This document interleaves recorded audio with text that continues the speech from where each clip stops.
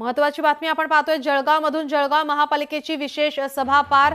या सभेमध्ये स्थायी समिती सदस्यांची नावं जाहीर झालेली आहेत। महापौर दीपमाला काळेंनी नावं जाहीर केलेली आहेत। या समितीमध्ये एकूण 16 सदस्यांचा समावेश आहे। 16 सदस्यांपैकी सभापती पदी कोणाची वर्णी लागणार याकडे मात्र सर्वांचं लक्ष लागलंय।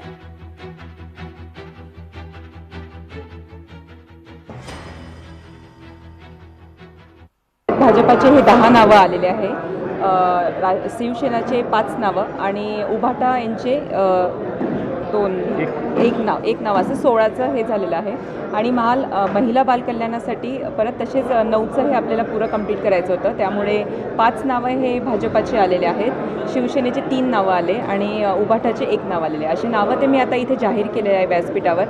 आता मी प्रशासनाला आदेश दिला आहे की यावर त्वरित हे नावं पुढे वरती पाठवून इलेक्शनचा जो प्रोसेस आहे ती त्वरित लावावी।